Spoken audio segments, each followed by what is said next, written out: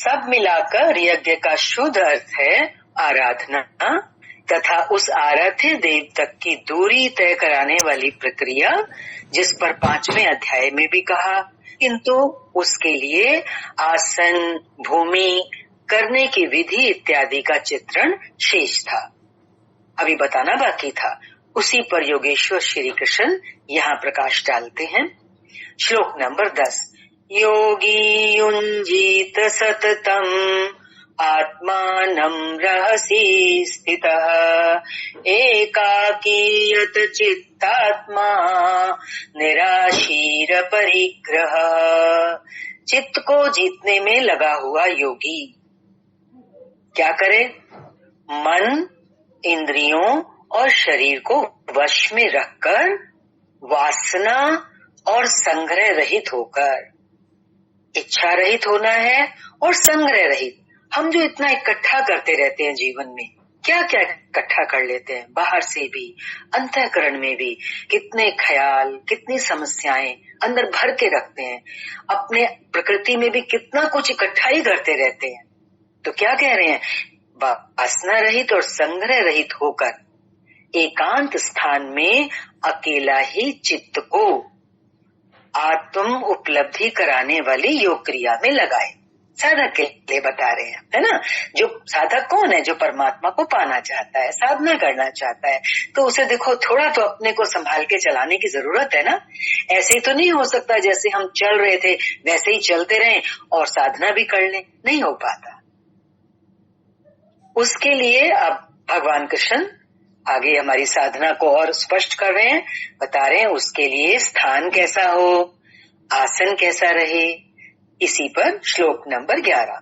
शुचौ देशे प्रतिष्ठाप्य स्थिरमासनमात्मनः नात्युच्छ्रितं नातिनीचं चैलाजिन कुशोत्तरम्। अब ध्यान देंगे, साधक अपनी साधना में आगे बढ़ रहा है। क्या करना है?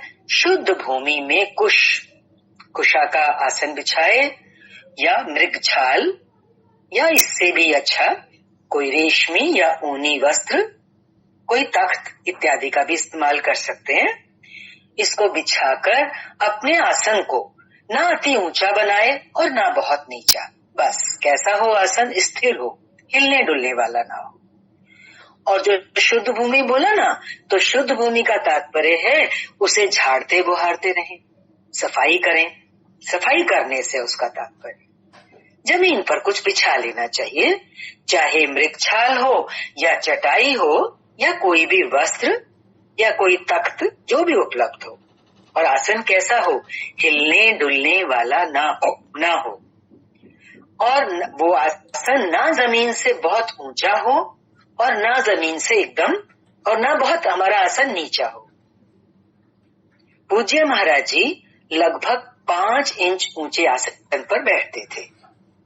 एक बार भाविकों ने लगभग 1 फीट ऊंचा संगमरमर का एक तख्त मंगा दिया। महाराज जी एक दिन तो बैठे, फिर बोले, महाराज जी अपनी भाषा में बोल रहे हैं, नहीं हो, बहुत ऊंचा हो गया, ऊंचे नहीं बैठे के चाहिए साधु को।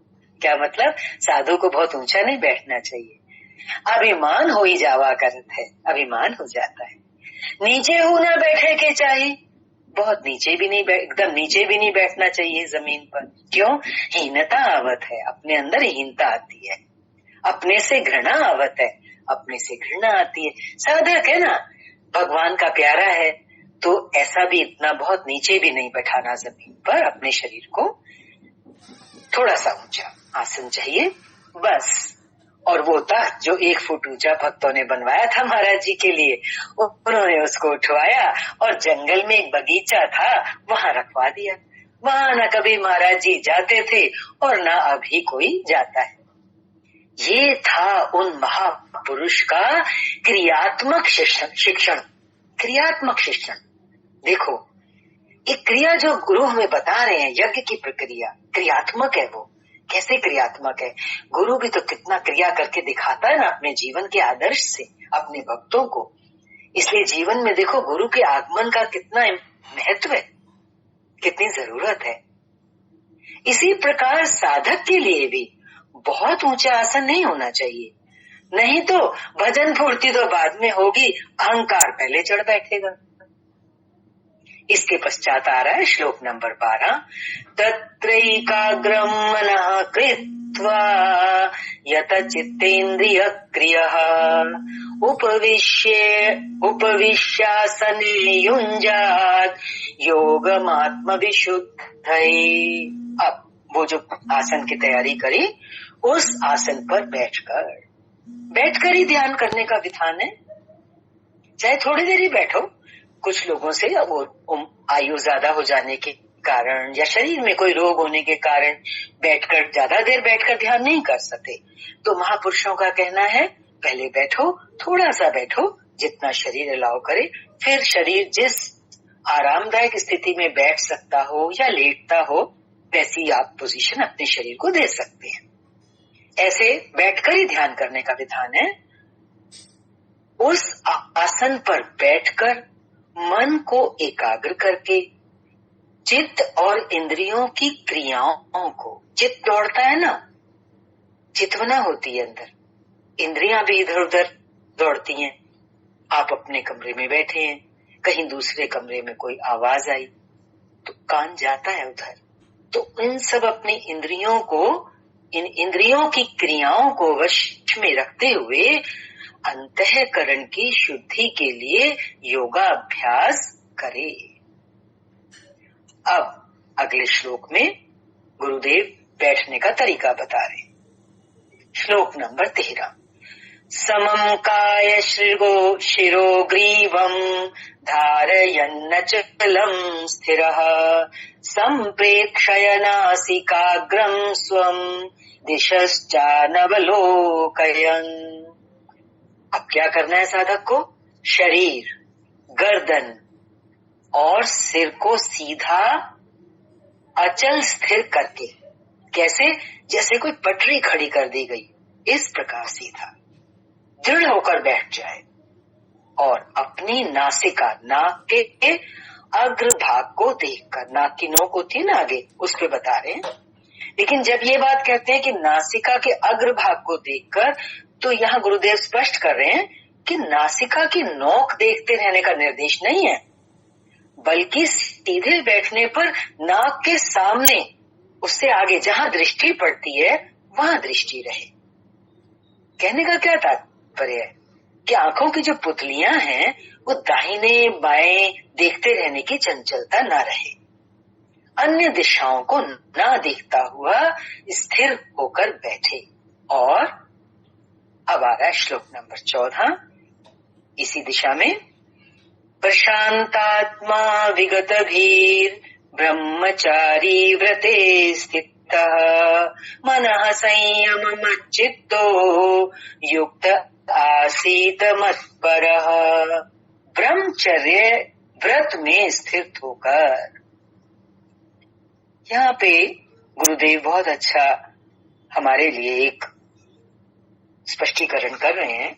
अधिकतर हमने सुना होता है ब्रह्मचर्य के बारे में, जो आशय हमने समझा है, प्राय लोग समझते हैं कि जनेंद्रिय का संयम ब्रह्मचर्य है, किंतु महापुरुषों की अनुभूति है कि मन से विषयों का स्मरण करके, आंखों से वैसे दृश्य देखकर, त्वचा से स्पर्श कर, कानों से विषयोत्तेजक, जो विषयों को हमारे अंदर उनकी उत्तेजना पैदा करे, ऐसे शब्द सुनकर जननेन्द्रिय संयम संभव नहीं है ना? क्या बताया कि ब्रह्मचर्य से क्या समझते हैं ज्यादातर लोग? जननेन्द्रिय, जन्म देने वाली इंद्रिय का संयम करना ही ब्रह्मचर्य समझते हैं। लेकिन यहाँ वो बहुत अच्छे से बता रहे हैं, महापुरुष अपनी अनुभूति से बता रहे हैं। क्या? दोबारा सुनते हैं। मन से विषयों का स्मरण करके, आंखों से वैसे दृश्य देखकर, त्वचा से स्पर्श कर, कानों से विषय उत्तेजक शब्द सुनकर जनेंद्रिय संयम संभव नहीं है। सभी इंद्रियों का संयम जरूरी हो गया ना? तो क्या कह रहे हैं? ब्रह्मचारी का वास्तविक अर्थ है ब्रह्म आचरति स ब्रह्मचारी। ब्रह्म का आचरण है नियत कर्म, यज्ञ की प्रक्रिया जिसे करने वाले यान्ति ब्रह्म सनातनम, सनातन ब्रह्म में प्रवेश पा जाते हैं। तो देखो, ये तो हम लोगों के लिए बहुत अच्छा लेसन है कि हम ब्रह्मचर्य का पालन कैसे करेंगे। यहाँ पे बहुत महापुरुष बहुत स्पष्ट रूप से बता रहे हैं, रास्ता खुल रहा है हमारे लिए। ब्रह्म का आचरण है ब्रह्मचर्य, और वो कहते हैं ब्रह्म का आचरण क्या है, ध्यान दें, नियत कर्म। दूसरे शब्दों में जिसे बार बार कह रहे हैं, यज्ञ की प्रक्रिया, और उसको करने वाला सनातन ब्रह्म में प्रवेश पा जाता है। तो हो गया ना ब्रह्मचर्य। यदि हम जीवन में नियत कर्म करते हैं, आराधना करते हैं, तो हमारा ब्रह्मचर्य भी हो गया, और वो आराधना हमारी हमको सनातन ब्रह्म में प्रविष्ट भी कराती है। इसे करते समय स्पर्शान कृत्वा बहिर्बाह्यान, बाहर के स्पर्श, मन और सभी इंद्रियों के स्पर्श बाहरी त्याग कर, इंद्रियां जाएंगी विषयों में, स्पर्श भी करेंगी, लेकिन बाहरी साधक को बाहरी त्याग देना है। इससे क्या होगा, बाहर के बाहरी उसमें लगाव नहीं किया, जो विषय देखा, तो चित्त को ब्रह्म चिंतन में लगा सकेगा साधक, श्वास प्रश्वास में भी लगा सकेगा, और ध्यान लगा सकेगा। मन ब्रह्म में लगा है तो ब्रह्म स्मरण कौन करे, बाह्य स्मरण कौन करे। मन ब्रह्म में लग गया, अंदर ही अंदर साधना हो रही है, साधक जागरूक है कि मुझे बाहर के विषयों से सावधान रखना है, अपनी इंद्रियों को, मन को, अपनी साधना में लगे रहना है। तो जो इतना ब्रह्म में लग गया, उसको तो ऑटोमेटिकली बाह्य स्मरण नहीं होता है। और देखो, यदि बाह्य स्मरण होता है तो इसका मतलब अभी मन लगा कहाँ, उस परमेश्वर में, उस ब्रह्म चिंतन में, श्वास प्रश्वास में या ध्यान में। तो चेकिंग है, हम अपनी चेकिंग करें। विकार शरीर में नहीं है, विकार मन की तरंगों में रहते हैं। मन ब्रह्म आचरण में लगा है तो खाली जनेंद्रिय संयम ही नहीं, वो कह रहे हैं सकल इंद्रिय संयम तक स्वाभाविक हो जाता है। मन ब्रह्म आचरण में लगा है तो समझ लें, ब्रह्म आचरण क्या बता दिया ऊपर, अभी तो बताया, नियत कर्म। यदि अगर हम नियत कर्म में लग गए, बहुत बड़ा प्रसाद है ये सदगुरु के माध्यम से। यदि मन नियत कर्म में लगा है, निष्काम कर्म योग में लग गया, तो वो कह रहे हैं खाली एक इंद्रिय का संयम नहीं होगा, जनन इंद्रिय का, वो कह रहे हैं सकल इंद्रिय संयम तक स्वाभाविक हो जाता है, सारी इंद्रियों का संयम स्वाभाविक हो जाता है। अतः ब्रह्म के आचरण में स्थित रहकर, ब्रह्म का आचरण क्या है, नियत कर्म, यज्ञ की प्रक्रिया। साधक जो है वो भयरहित और अच्छी प्रकार शांत अंतःकरण वाला मन को संयत रखते हुए मुझ में लगे हुए चित्त से मेरे परायण होकर स्थित हो। चित्त को मुझ में लगाए और मेरे परायण होकर, मुझ में समर्पित होकर। निष्काम कर्म योग में तो समर्पण भाव है ना, इष्ट को आगे रख के चल रहा है साधक निष्काम कर्म योग में, नियत कर्म में, ऐसा स्थित हो। अब ऐसा करने का परिणाम क्या होगा, श्लोक नंबर 15। युञ्जन्नेवं सदात्मानं योगी नियतमानसः शान्तिं निर्वाण परमां मत संस्थामधिगच्छति। इस प्रकार अपने आप को निरंतर तैलधार व्रत उसी चिंतन में लगाता हुआ संयत मन वाला योगी मेरे में स्थित रूपी पराकाष्ठा वाली शांति को प्राप्त होता है। मेरे में स्थित रूपी पराकाष्ठा वाली शांति, परमात्मा का आखिरी शोर क्या है हमारे लिए, शांति, परम शांति। तो यदि हम निरंतर उस नियत कर्म में लगे हुए हैं और मन हमारा संयत है, तो वो परम शांति हमें मिलती है, साधक को जरूर मिलेगी।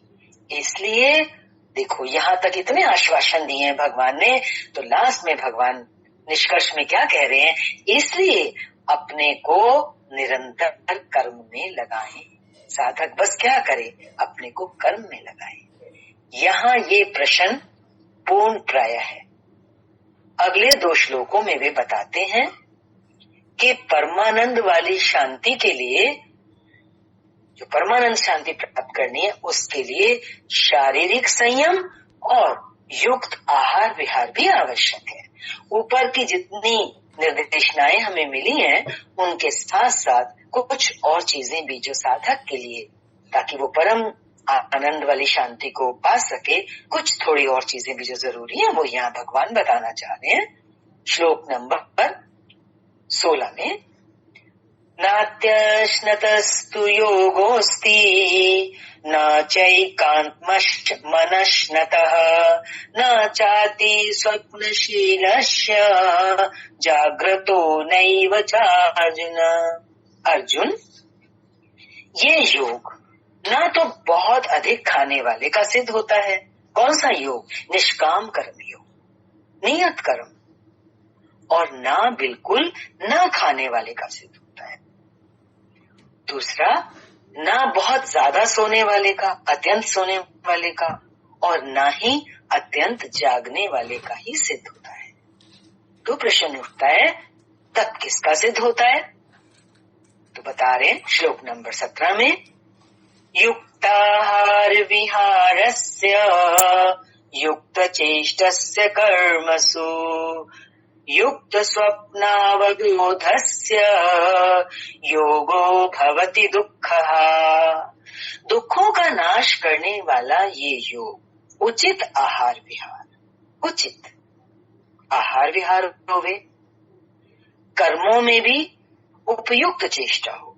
हमारे जितने भी कर्म हैं सुबह से शाम तक, उनमें भी हमारा इन्वॉल्वमेंट कितना हो, जितनी जरूरत हो, उपयुक्त एफर्ट्स हो। चेष्टा मीन्स एफर्ट्स। और संतुलित शयन और जागरण करना, ये भी जरूरी है। कितना जागना है, कितना सोना है।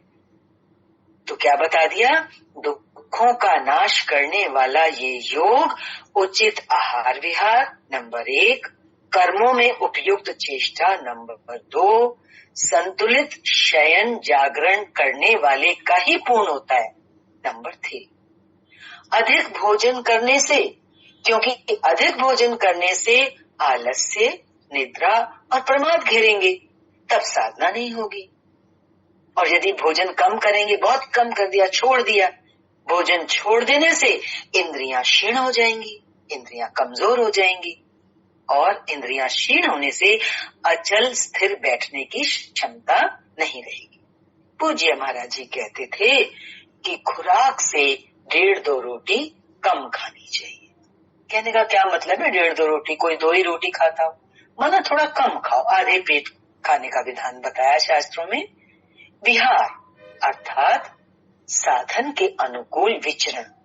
विचरण से क्या मतलब है? विहार से क्या मतलब है? कुछ परिश्रम भी, शारीरिक हरकत, कुछ परिश्रम भी करते रहना चाहिए। कोई कार्य ढूंढ लेना चाहिए, अगर कोई काम नहीं है तो ढूंढ लो।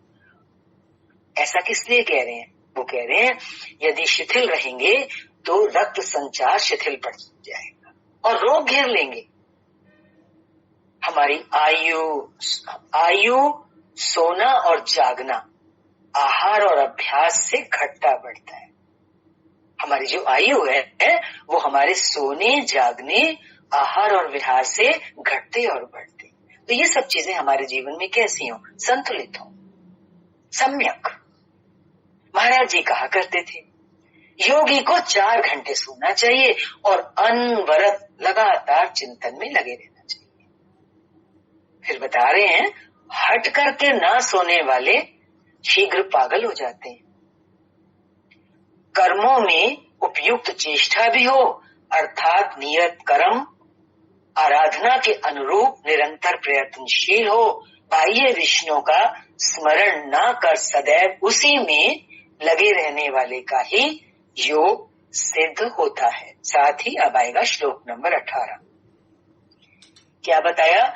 हट करके ना सोने वाले शीघ्र पागल हो जाते हैं। कर्मों में उपयुक्त चेष्टा भी होनी चाहिए।